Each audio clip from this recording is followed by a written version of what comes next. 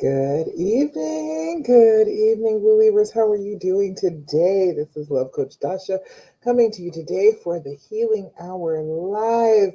Now, if you've never been with me before, you don't know what we're doing here. I am a love coach specifically for women who are trying to heal and reconcile after infidelity. Yes, you have been cheated on, but you don't have to make the decision that it's leave them, girl. You don't have to say that you want to leave and walk out of this relationship. If you still want it, if you still think that this is your person, I am here to tell you all about walking the healing path. I want you to have the information on how you get past this. All right. So that's what I'm here doing here every week, 9 p.m. Eastern Standard Time on Facebook, my love coach Dasha. My Love After Cheating Facebook group. So if you're not in that group, you need to get in that group, especially if you're trying to work this out. My Love After Cheating or my Love Coach Dasha Instagram and my Love Coach Dasha YouTube. So anywhere you want to join me, you can.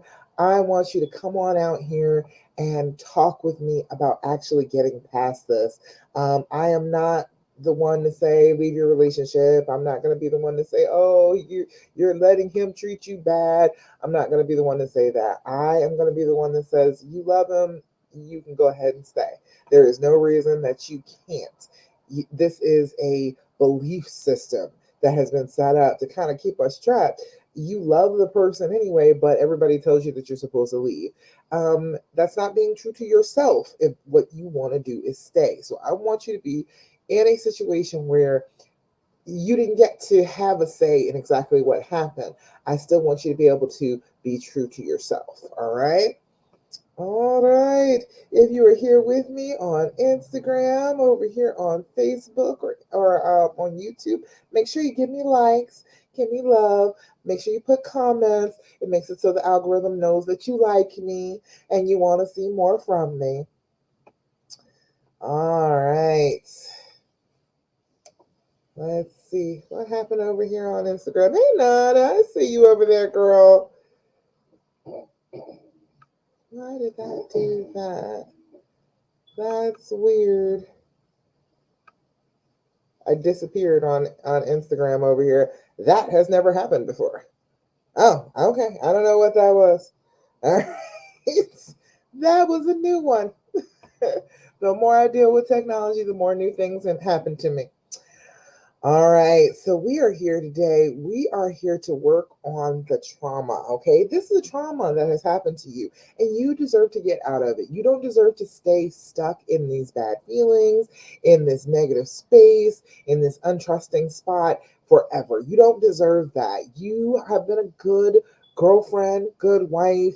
You don't deserve to be stuck feeling distant from the person that you love for the rest of your life, okay? So we're going to learn how to deal with the trauma. That's what you're going to learn from me, okay? We're going to learn how to deal with the trauma, how to change what you're doing in order to get to a better place, all right?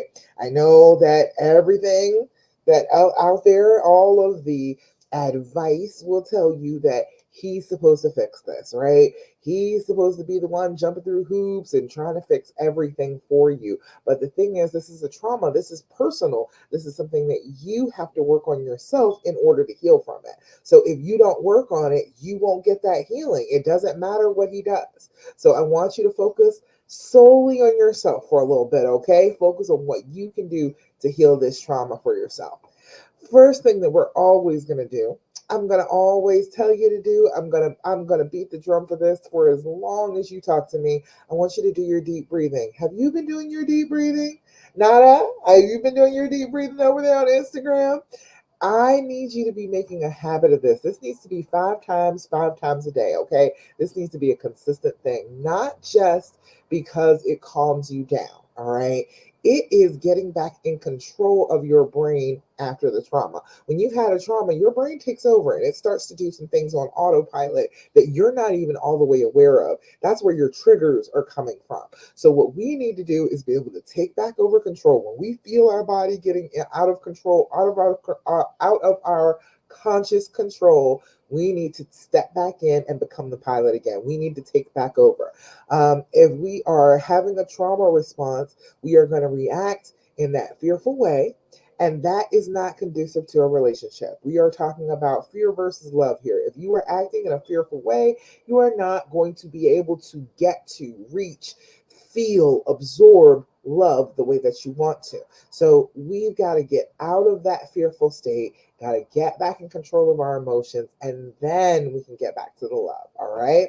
So the very first thing that you do about that is do your deep breathing, because that is the first thing that happens inside your brain, inside your body when you have had a trauma. Your body will take over and start to breathe very shallow, very fast. That's when your heart is racing and your chest feels like it's bursting. There's a reason for that. It is your fight or flight response kicking in, your brain sending adrenaline into your system and changing the way that you breathe in order to bring blood flow to your arms and legs so you can fight or run, which is the fight or flight response. Well, we got to stop that because we don't want to fight him. Well, I know you want to fight him sometimes, but we're not trying to fight him. We don't want to fight and we don't want to run away. We want to be connected again. We don't want to be separated. A lot of the fear responses that you're going to get just from any kind of trauma are always going to be to isolate you, to pull you back, to make you disconnect. And we've got to decide that no, we don't want that. We want to change that around, flip that, and reconnect with our honey. All right. So taking back over control of your breathing is one of the first steps to doing that. It is one of the first things that will let your brain know, no, I got control of this. I am not afraid. This is all right. I can handle this situation. I do not need to fight. I do not need to run. I want to connect with my partner. All right. So doing our deep breathing, what we do is 4-7-8 breathing. Now you can do any kind of breathing you want. I don't care what kind you do as long as you do it 5 times, 5 times a day. But if you like the 4-7-8 breathing, it is also on my YouTube channel. It says Start Here and Breathe. I will walk you through it 5 times in a row. But for the sake of time during the live, we're only going to do it 3 times. Okay. You're going to blow out, get rid of all that excess carbon dioxide that has been building up because you've been so anxious. And then we're going to inhale for a count of 4. Hold that breath for a count of 7, and then we're going to blow out like we're blowing out an entire cake full of birthday candles for a count of 8. When you do this, you are activating a different part of your brain, not the part of your brain that is freaking out, the amygdala, the part that's thinking of the worst case scenario. You're activating the more rational, more reasonable, more logical side of your brain so that you can activate that and start to think things through instead of just reacting from the fear. Does that make sense? Hopefully that makes sense to you. Hopefully you can feel the difference when we do our deep breathing. All right. So remember, we're doing blow out, inhale for 4, hold for 7, blow out for 8. All right. Get ready to do it with me. Blow out. Inhale through your nose. 2, 3, 4. Hold it. 2, 3, 4, 5, 6, 7. Blow out. 2, 3, 4, 5, 6, 7, 8. Again. Inhale. 2, 3, 4. Hold it. 2, 3, 4, 5, 6, 7. Blow out. 2, 3, 4, 5, 6, 7, 8. Last time. Inhale. 2, 3, 4. Hold it. 2, 3, 4, 5, 6, 7. Blow out. 2, 3, 4, 5, 6, 7, and 8. Beautiful. How do you feel when you're doing the deep breathing? It should feel a little bit better, right? It should feel a little bit more like you're centered, like you're getting a grip on yourself, like your brain kind of wakes up. You got all this extra oxygen where you didn't have it before. Your breathing was so slow, was so fast and so shallow, you weren't getting as much oxygen. So when you do the deep breathing and you breathe in that oxygen, you start to be able to like clearly think a little bit better. Let me know, how does it feel when you're doing your deep breathing? Let me know if you've been doing it consistently, if it's been feeling good to you. All right, I see you over here, Bernadette. I see you over here on Facebook, out here from the Philippines. Glad you are here, girl. All right. Let's see. The next thing that we're always going to do is do our journaling. Have you been sitting down doing your journaling, Bernadette? Have you been doing your journaling? Have you been sitting down with yourself for about 5 minutes in the morning, 5 minutes in the evening, and writing a little bit how you feel? I need you to be doing that. If you have not been doing that, Bernadette, Nana, anybody that's here with me that can hear my voice, do your journaling. It is critical. It is a crucial part of this healing process. You will discover things in your journal that you don't even realize you've written down. Trauma makes it so that you feel like everything is super crystal clear, but it's really not. It's very little that you're seeing very clearly. So if you start writing things down, you will be able to come back to days and say, huh, I didn't even pay that attention that day. But hey, that's a trigger. Or hey, that's a reason why he did this. Or hey, this is a difficulty that we're having. You don't know it until you've written it down. All right. So I need you to be doing this 5 minutes, first thing in the morning when you wake up, go to the bathroom, do your affirmations, then sit down for 5 minutes and journal. Talk about what your day is going to be like. Talk about things that could trip you up that would make you feel triggered during the day. What are you going to do about those triggers? Write that stuff down. And then 5 minutes before you go to bed at night, sit down with your journal, reread what you wrote that morning. Did things go the way that you intended them to go today? Um, if there's something that's on your mind that's just stuck and it's just replaying itself over and over again, put it down in your journal. Tell your brain to work on it during the night and then go to bed. It will work itself out in your brain in the morning if you are paying attention to writing in your journal the night before. So I need you to be doing that. Have we been doing that? Bernadette, you been on your journaling? Everybody that's here on over here on Facebook, let me know. Have you been doing your deep breathing, been doing your journaling? I need you on that. I need you to do that consistently. Consistency is the key. Doesn't matter what you write in. I've had this little book for a couple years. This one was 99 cents at Walmart. It doesn't matter. I don't have any of my other journals here with me, but it doesn't matter what you're writing in as long as you're writing. And there's something about actually writing. Joni, I gotta get you one off of Amazon because I stuck all of the journals that I was going to send out into the storage when I moved. I know, I'm terrible. I gotta get you your journal. I packaged them all up, got them ready to send out, and then they ended up in the storage. So I can't even get to them. But I'm gonna order you one from Amazon, Joni, for a winning. I swear.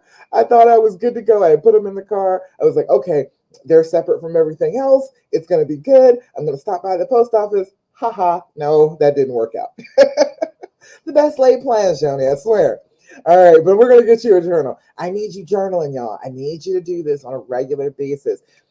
The things you will find in your journal will make your whole life light up for a little bit. If you can go back and read something that you were not aware of, like on a good conscious level, but then you put it into action during your day, you can find out so many things that make it so much easier to heal. So I need you doing this. All right. All right, Joni, send me a message after this. Remind me so I do not forget to do that for you this week. All right. Third thing that I want you doing on a regular basis. I need you to be doing this every single solitary day when you're sitting there writing in your journal. I need you to be going into gratitude mode. I need you to develop this, okay? I want you to sit down with your journal and make a list. Make it a running list. Like put it in like the back of the journal and then start like working your way forward. Fill up the back, fill up the pages with things that you are grateful for, okay? In the moment, little things, write them down every time it even comes to your mind, all right? If you go back and read that after a month, you will recognize how good your life really is, all right? Yes, this is bad, this is traumatizing, things have gone wrong. However, that does not mean that other things are not great in your life, that you're not living a great life. Okay, it will help put perspective on it because this type of trauma tends to try and take over. It tries to make you believe that everything is always bad all the time, and that's why you have to curl in on yourself and protect yourself and never venture out, never be around other people because it's just going to be bad. It's not really like that. That's a lie that your brain is telling you on this trauma. So what we need to do is make sure that we are aware that good things happen. All right. So then we're looking for them. If you are intentionally focusing on things that you can be grateful for, your brain is going to remember that, and then it's going to be looking for those things day to day. All right. The same way that you can find the bad thing, the same way that you get that feeling like, oh, I'm going to find a bad thing, and you go to look for it, you will have that feeling like you can find a good thing too. All right. We can train our brains either way. So what we've got to do is be working on that. Be grateful for every little thing. So this is Thirsty Thursday. Give me something. Tell me something that you are really grateful for today, that even if things are bad, even if things have been going a way that you don't want them to go, I still want you to find something to be grateful for today. Post it in the comments. Let me know what it is that is just still a great thing that you have going on in your life. Because when you are sharing the negative, it's real easy for other people to come back and give you more negative. But when you start sharing the positive, when you start spreading that light tends to come back to you. People want to tell you good things too. That's why I like to shout it out on the Healing Hour Live. Because, Mom, I see you over there on Instagram. Hey, girl, you got something for Thirsty Thursday? What are you grateful for today? Let me know. Joni, you say you're grateful for your grandson. Oh, I know, right? The grandbabies. I can't wait to have grandbabies. Oh my goodness. I'm done with kids, but I got three that could give me grandbabies. The first two are not big on it, but my son says he's gonna give me grandbabies. So I can't wait. I can't wait to spoil my grandbabies absolutely rotten and give them back to their parents. I can't wait. I'm so excited about that. Joni, I'm glad that you got that grandbaby to focus all his attention on. Let's see. Bernadette, you said, I heard and read it's easier to find happiness from being grateful. You might have heard that from me, girl. That is one of the things I truly believe in. It is difficult when you are miserable, when you have been traumatized, to get from way down at the bottom to try and get all the way back up to the top at happiness. That's a big jump. That's a big distance to try and cover. But gratitude is real whether things are bad or not. Whether the rest of your life could be going terribly, but there are still things that if you look at them and you're like, yes, I can be grateful for that, you can reach grateful even from miserable. Your brain can't lie to you about it and say, no, it's not, you shouldn't be grateful for your grandson.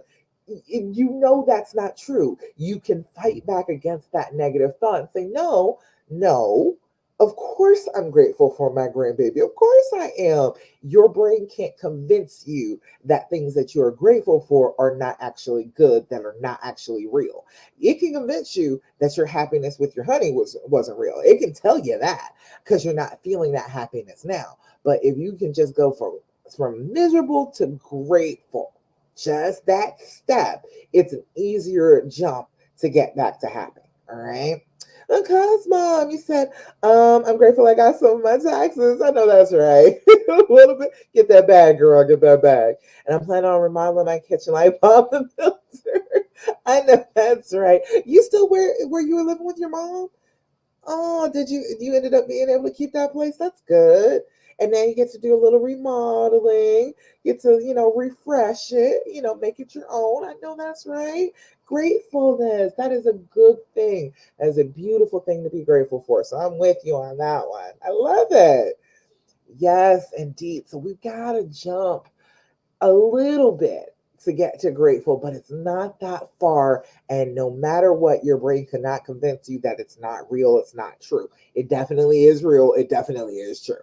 Okay, yeah, you're still there. Good. I'm glad you get to do a little remodeling, freshen it up for yourself. That's nice.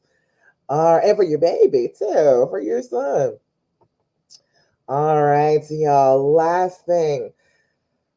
Last thing that I'm always going to begin with, that I'm always going to tell you that I need you to listen to me on. Stop asking all those damn questions. Oh my God. Somebody almost got tripped up with, "Will you be my Valentine?" yesterday. Okay. Because he didn't answer the right way. And that question messed her up, made her feel terrible in the afternoon because, again, asking questions. I told you the questions have too many expectations attached to them. When you are in this traumatic state, you are looking for all the information that you can get to try not to be hurting anymore. But the problem with that is you're digging into your own wound. You are digging in there, you are infecting it, you are introducing dirt into it. And so the more you ask these questions, the more your brain decides, "Oh, yes, we need all of these answers if we're ever going to heal." And it tells you that, but that's not true.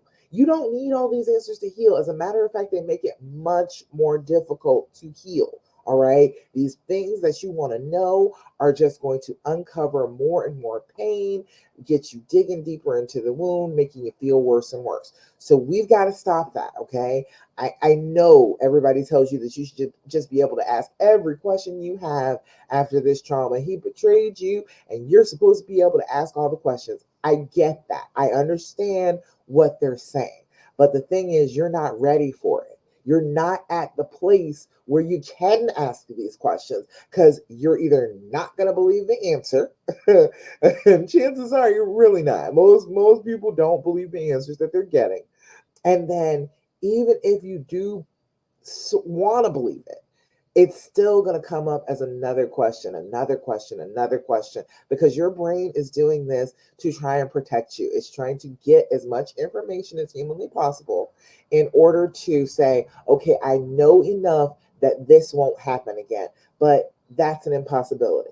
So it keeps telling you that more questions will lead to healing, but it's not true. You've got to start letting go of the questions. You've got to start letting this go and putting it behind you if you want to heal. All right. I know that's hard. I know that is not the typical advice, but you're not coming to me for typical advice. You're coming to me for advice that works. Okay. You are coming to me for advice that actually succeeds in having you get out of pain. Okay. So instead of all of those questions, all of the ones you want to ask. I know your brain is itching to do it. I know that it's a trauma response and your brain wants to ask all those questions. I get that. So instead of asking all the questions that you want to ask and expecting certain answers, I want to present to you doing the and. THEAND, the and. This works a lot better for you, okay? You say, yes, you made it for the cards. Yes, yes, girl, you are here for the cards. It is much, much better. It is way easier to ask these questions because you don't have any attachments to these questions. These questions didn't come from your brain and your trauma. They are all questions about healing, connecting in the relationship. Okay. So we are going to have an easier time not expecting a certain answer from these. And a lot of these are kind of surprising questions that you wouldn't necessarily think of on your own. And so when you do come across them and you read them out to your partner, you're not expecting anything, and it's surprising to them too. And it's a different question that you've been asking, so it's a little bit easier for them to answer. All right, look them up on Amazon. THEAND. I think they're like $30 now. All right, so I'll give you a few of these questions. Now, you don't need a bunch of these, okay? They're 199 in the box. I have been telling you all these questions for a couple of years now, okay? And I don't think I have gotten through every single solitary one. You can do like three, two maybe. You don't even need to do a whole three. 2 to 3 of these, maybe once a week. Ask some questions, makes your brain feel like you have asked some questions, and they're more healing, more communication based questions than more accusation based questions. All right. So, first one is, what is one thing you never want me to forget about you? That's an interesting question, right? Isn't that better than the questions that you want to ask? Trust me, it is. What is one thing you never want me to forget about you? All right, that's a good question. Think about what you would say. What's one thing you don't want him to forget about you? And it doesn't have to be just about the relationship. Like it could be something personal about you, you know? All right, next one is, how would you title this chapter of our lives? Ooh, that's an interesting one.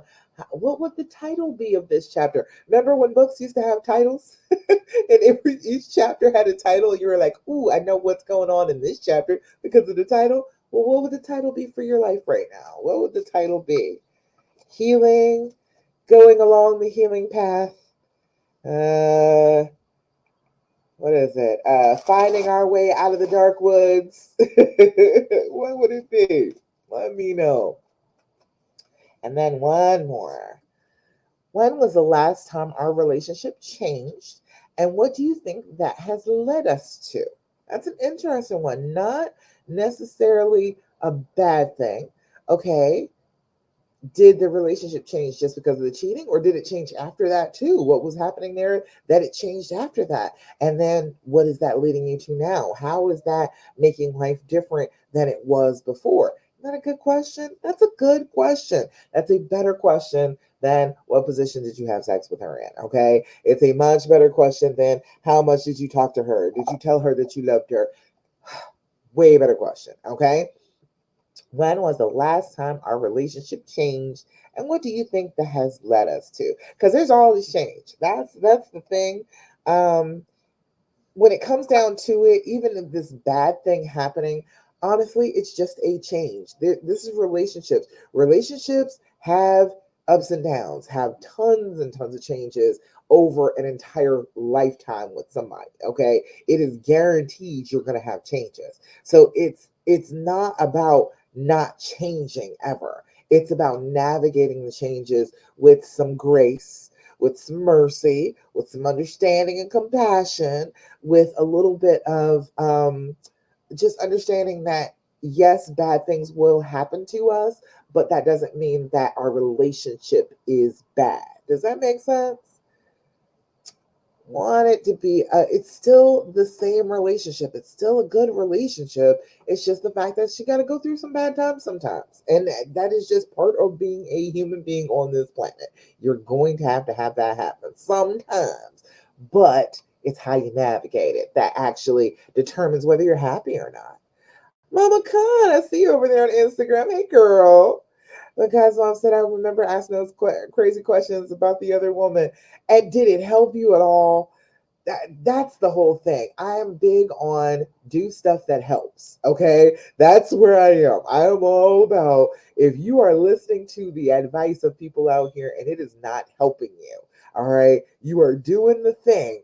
They say, ask her. You need to ask all the questions. He needs to answer all your questions. And you did that. And what did it do? You know what I mean?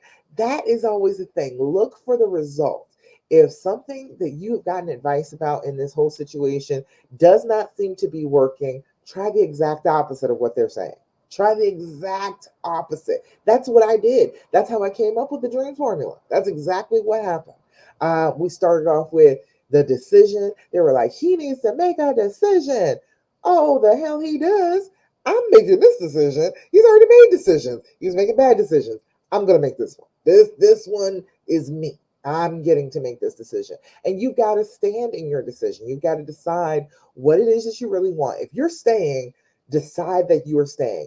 Put your foot down about it, be firm about it, and just accept that about yourself. Because if you don't, if you try and put it off on the kids, somebody said that in a group this week, trying to blame it on the kids, excuse staying because you want to stay and you want to have the kids be in a home where the two of you aren't actually even getting along. You're not giving them a good example of what a relationship is supposed to be, of what forgiveness in a relationship is supposed to be, of what love is supposed to be. You're not doing that, but you're staying for the kids. No, don't make that excuse. You're staying because you want to. All right. Let's just Get that out on the table. You're making this decision because you're choosing it. And stop making yourself feel bad just because other people would tell you, oh, well, that's foolish, or you shouldn't do that, or you're just trying to be a doormat or a pick me, or whatever the hell else they always say about you if you decide to stay. You have the choices to make in your life. Other people can go along and make their own choices, but I'm going to tell you what, right now, a lot of those people telling you that you're making a bad choice have made that choice. They've stayed and they're miserable. And so they believe that it can't be any other way. I stayed and I tried to work it out, but I'm still miserable. So it will never work if you do it either. That's why they're giving you that. That's why they're feeding you that. But I'm here to tell you, they're just going about it the wrong way. They're doing things that don't work and then expecting them to work and doing it repeatedly and digging the hole even deeper for themselves. All right. You got to make the decision that this is what you want to do. All right. Because mommy said I didn't LOL. Us women just don't like to share. Well, you know what? It doesn't help to ask. But then if you get all these details about sharing because you did share, like then that pisses you off even more. Leave the questions be. Let them go. Put them by the wayside. There is no need for you to keep on doing this. Your healing is not going to come from his answers. It's not going to come from any question that you have asked. Your healing is going to come from you. It's going to come from your decision to move forward and alignment with what you want. That's it. That's the whole thing right there. There is no other place that the healing comes from. It comes from inside you. All right. So, let me tell you about that. Let me tell you a little bit more about the stuff I've been writing about it. I'm gonna put out a free thing. In the next couple of days. You're gonna see a free thing. It's the steps of the dreams formula written out because I got to start writing that out. I got to stop telling y'all about it and just write it down on paper so you can have it. But the second step, let's see, the stuff that I was hearing that was wrong. All right. For the second step was recognizing the fear speech and then overcoming it. Everybody tells you that you're absolutely right for all of your negative thoughts, and you should just dwell in them and feel them and stick with them as long as you need to in order to be able to heal. And I'm here to tell you that doesn't work. That you sitting there stewing in terrible feelings makes you want to continue to stew in terrible feelings. It doesn't make you feel any better. You have to choose better feelings. You have to choose not to be afraid of the decision that you've made and move forward in it bravely. Move forward in it courageously. Move forward in it even when it's dark and you don't know exactly what the path looks like ahead of you.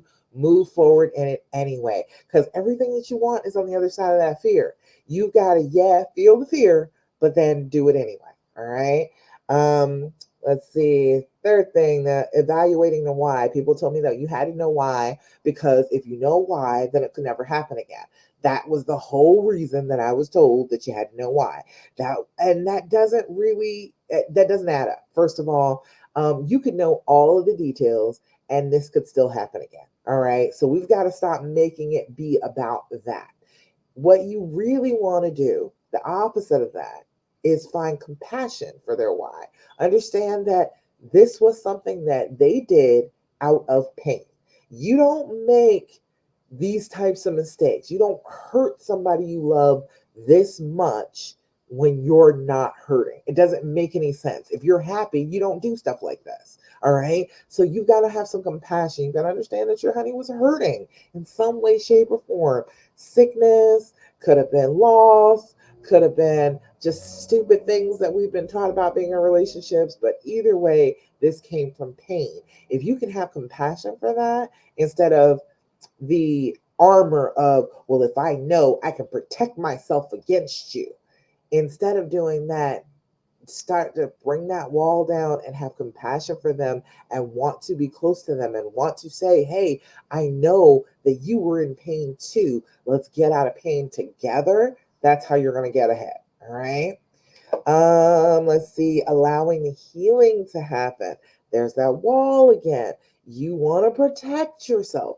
The advice here, always protect yourself, protect your heart. Don't let him in too deep. Don't go back to the way things were.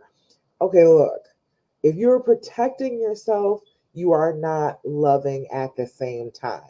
Protecting yourself is an act of fear, okay? The exact opposite of love, all right? Fear is all about myself. Protect me, me, not them. It's not a mutual thing. So you got to learn that you're not trying to protect yourself. What kind of life is that? If you're running around every single solitary day trying to protect yourself, trying to keep a wall up so that nobody else can hurt you, you're going to be very limited in your experiences. You are not going to find the joy out here that you could find if you weren't always concerned about keeping a wall up to other people and protecting yourself. I don't want you living a life where you're protecting yourself. I want you to live a life where you are reckless. All right. I want you to put yourself out there. I want you to assume good things are going to happen to you. I want you to make magic. Okay. I don't want you living a regular, oh, well, I'm going to have to protect myself type of life. I want an extraordinary life for you. I want you to want that for yourself. And you can't have that trying to hide, trying to protect yourself from this life. Okay. We got to accept the fact that, yes, bad things are going to happen. Sometimes they suck. Sometimes it's really, really painful on the inside. But if you don't have those experiences, you're just living this bland, boring life where you never get anything exciting. Don't you want exciting? I want exciting for you. Okay. So let the wall down, get closer. And then M is for managing those future feelings, dealing with those triggers. Um, the advice that I was given was direct all those triggers at him. He's the one that caused them, so he's gonna have to be suffering with you through them. That's fine if you want to just punish him, but the problem with that is it doesn't actually heal you. You are dwelling in the trigger. You are reinforcing it by saying, this feels so horrible and they have to fix it. And if they don't fix it, it can't be fixed. So you are reinforcing that trigger. You are saying that, yes, I should be afraid of this thing. It should make me feel terrible and I shouldn't be able to stop it ever. I should never have any power over it. That's crazy. We don't want to do that. That sucks. You got power. You got to accept all the power that you have over your life and start exercising it. And managing those triggers, you got to pay attention when your body is feeling kind of funny and you're like, oh, I'm not comfortable. Pay attention to that. Figure that out because your body will tell you before your brain will that you're triggered. So if you can feel it in your body, you can start doing your deep breathing, you can start doing your journaling, you can start calming down and being more centered. And then guess what? It won't overwhelm you. All right. So we got to be working on that. We got to be paying attention to this in our bodies. We have the choice here. And the last thing, of course, is seeking support. Everybody tells you that you should get support that completely reinforces all the bad advice. You should get support that tells you that, oh, well, if he doesn't make this decision, then you should just leave, which is still you making the decision. But okay, if you are fearful, well, you're perfectly justified in being fearful. You don't need anything to reinforce all the thoughts in your head. Okay, if you've got people around you and they are just feeding back all of the negative that you are feeling about this trauma, get that person out of your life. Okay, they're not helpful to you at this time. You've got to find support that will tell you the opposite, that will tell you, hey, this is the harder thing to do, but this is the thing that will help you heal. And that's what I'm here for. I am here to tell you the harder thing. I become like a voice in your head, and eventually you recognize, okay, this is the harder thing, but it makes my life easier. It makes the pain go away. So I'm going to keep on doing that instead of doing what the fear and the pain tell me to do.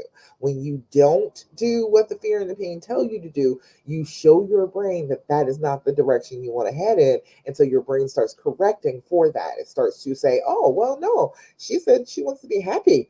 All right, I guess we're not miserable and afraid anymore. Let's turn this ship towards happy. All right. So, any questions about that? Any comments, thoughts, complaints? Does that make sense to you? Because the healing path, that is the healing path. I'm trying to tell you, those are the 6 steps that you're going to always come back to every single time as you are trying to heal from this. Your decision, especially the decision, is the big one. Is the one thing that you will always forget that you have control over, and then you'll get mad about him not making the decision, and then you'll be like, oh wait, oh I forgot, it's supposed to be me making the decision. That's the one that trips you up the most. But this is the path. If you follow this path from anywhere, even if you have been working on this for a long time and it does not seem to be getting any better, pick a spot on the healing path. Start with the D, start with your decision, and start walking that path, keeping in alignment with what I'm telling you. I'm trying to tell you, it's the path. It's the path out. I kept having to apply it when I was going through this myself. I only had myself to depend on. I only had myself to remind myself that I was doing this. And so, I'd go back and be like, okay, I'm sticking with my decision. Okay, there's some fear here. That's what I'm fighting against right now. Okay, so I need to work on the fear. And then, okay, if I continue on, all right, I go to the why, and the why brings up a lot of fear too. So I got to sit with that fear. I've got to understand that no, this was something that hurt him, that he was doing out of pain. That's what's going on. So then I can keep on shifting back and forth on the path. Wherever I need to be, whatever is going on in my head, whatever negative thought was going on, I can go to something on the path and start from there, and it would solve the issue that I was having. Let's see, Makai's mom, you said, told my cousin this, and she was saying, and they will do it again if I keep accepting the BS. She told me, yeah, that's what they always say, and that's because that was probably what happened with her. But it was not her accepting it, it was her rejecting it. It was the fact that you stayed, but then you're still miserable. You won't let it go. You won't move past it. So then, yeah, they end up doing it again because you're miserable, making them miserable, and there's no need for that. They're like, well, shoot, if you're going to make me miserable, I might as well be guilty every time you accuse me of something. So that's usually what happens. I see it happen over and over and over again. Um, when you actually forgive someone, have you ever been forgiven? Let me know right now if you have been forgiven. You were dead ass wrong. I mean, wrong as two left shoes. Have you ever actually been forgiven for something and it was let go? Like, they didn't bring it back up, they didn't throw it in your face, they actually forgave you and then moved on with life after they forgave you. Has that ever happened to you? Let me know, because that I find that that's not an experience that people have. Most people that I talk to have not experienced that, even with their families, even with people that are the closest to them. They'll say, well, yeah, they never really forgave me. Yeah, they said they forgave me, but they kept on talking about it. They kept bringing it up. They kept throwing it in my face. So let me know. Has that happened with you? Let me know if you ever experienced being truly, honestly forgiven, free of the debt. Has that ever happened to you? Because I'm here to tell you that's a powerful thing. If you can actually forgive your mate and say to them, okay, you know what, you're dead wrong, but I still love you and I'm going to still treat you like I love you and I'm going to forgive you for it, that is a powerful thing to do. And most people are not going to keep on acting up in the presence of that forgiveness. Most people are not dumb like that. Most people appreciate the gift that forgiveness is, especially when they're super wrong. All right. So I always say it's opposite what people say. Again, the advice, bad advice coming out here. Oh, if you forgive him, if you accept that he did this, then he's always going to do it again. No. If you accept that this has happened and you forgive and you act like you forgive, he's going to do everything in his power not to go back to you being mad at him again. All right. He's going to do everything in his power to keep you happy and keep you forgiving instead of messing it all up again. Does that make sense?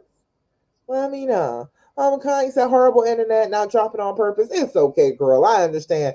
I got used to. It's all good. I think because I'm like my camera doesn't even look right. Like things are not going well, but that's all right. That is all right. You know what? Because we are still here together. We are still working on getting down the healing path. All right. So I have got some upcoming workshops coming up. So I am trying to do a workshop on the 20th on Tuesday night, Tuesday evening, about 8 p.m. Eastern Standard Time. If you are interested in my little webinar, my little workshop, all right, we're trying to get to our happy ending after this infidelity. If you're interested in that, I need you to send me a message, okay? DM me, send me a message. Let me know that you are interested in joining me for that one, all right? And while I got you here, I got two more open spots. I'm supposed to, we were supposed to be starting last week, but well, we got one person totally signed up. So I've got two more open spots for my next After Infidelity Mastermind group. If you want group coaching from me, I'm trying to tell you it's good stuff. I am great one on one. Okay. It's great to work with me one on one, but number one, it's way more expensive. And number two, you don't have that group dynamic.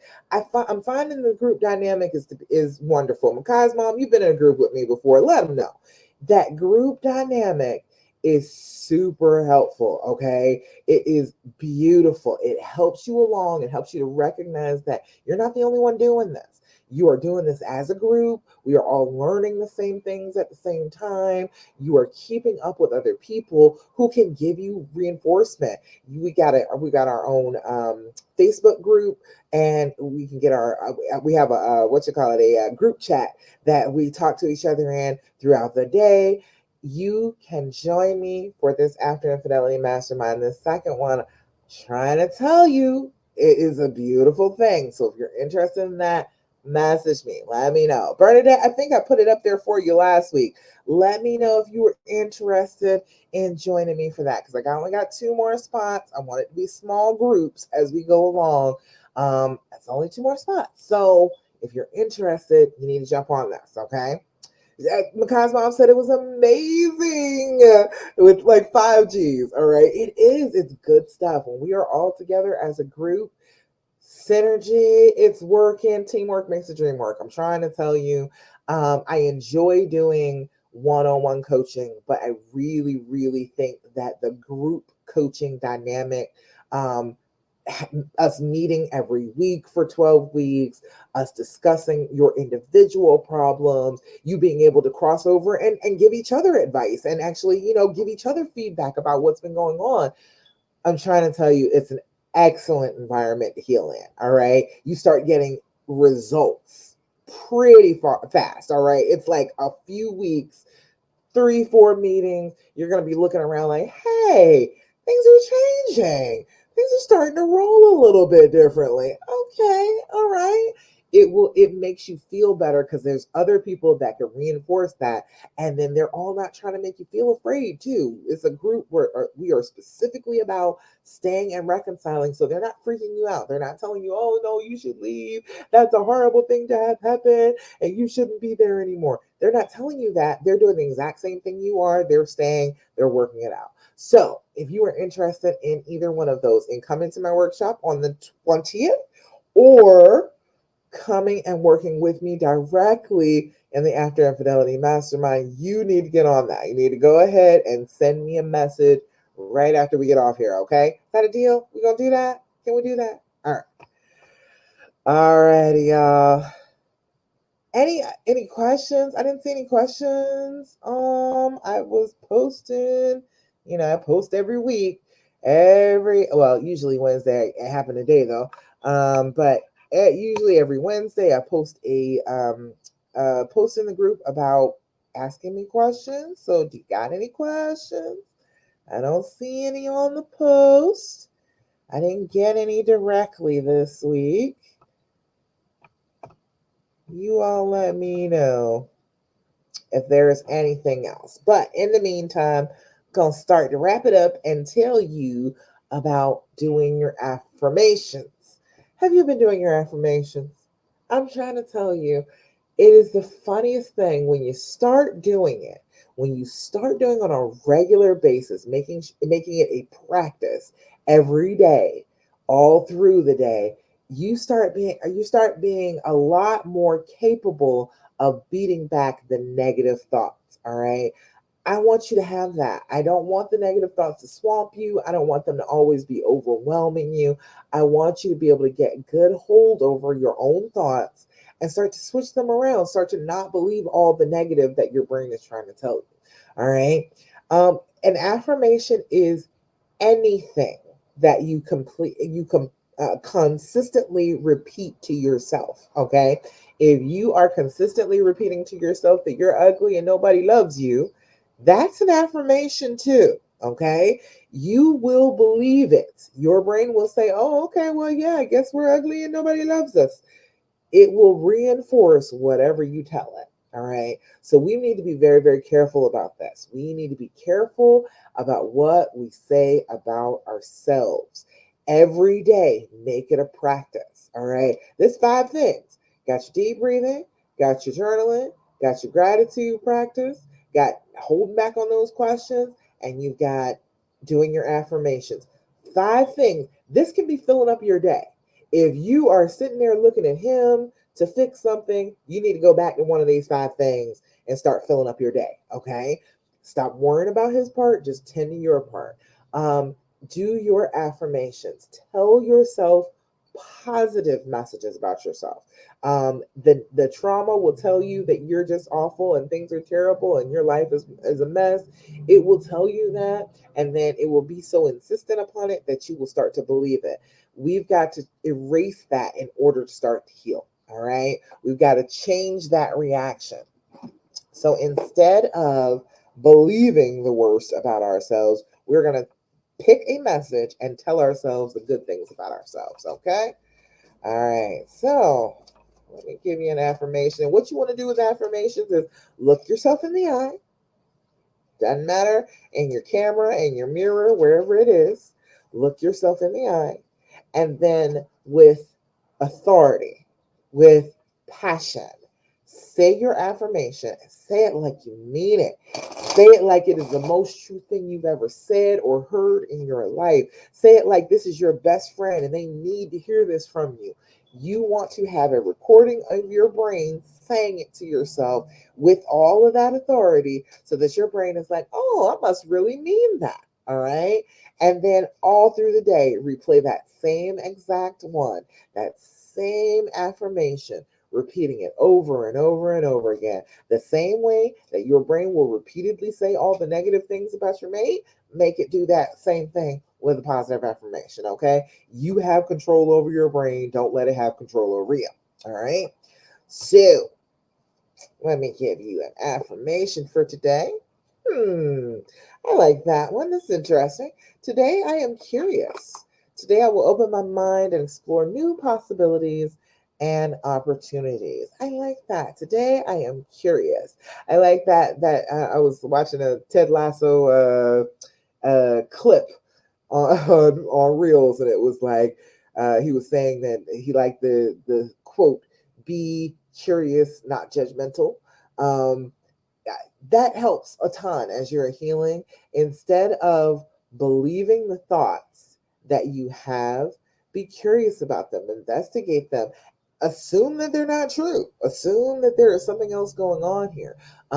Dig down a little bit more, be curious about the things that you are pulling up in your head as beliefs, the things that you are like, oh yes, I believe this has to be true. Ask yourself why. Question: where did that come from? Who told me that? Who said that that had to be the case? And what's the consequences if it's not? If that is not true, if I don't believe that, what is the consequence of me not believing it? Is there any consequence at all? You got to check yourself. A lot of the time, you will find there is no consequence for you not believing a long held belief, except that you get to heal, except that it's not weighing you down anymore, and setting it aside lets you be able to actually heal. So you got to question all those beliefs. So be curious instead of being judgmental. Be curious about things instead of being stuck on things. Believe the best. Believe the best. All righty. I think that's about it. Y'all got anything else for me? Anything else you want answered? Any other questions that you got? Anything about affirmations? Remember, affirmations all day long, okay? All day long. The same insistence that your brain is telling you the negative stuff, you've got to be just as insistent about telling it the positive stuff, all right? Consistency is a key thing here, all right? All right. Well, I guess that's about it. It looks like I don't have any more questions, so guess we'll go ahead and part from here.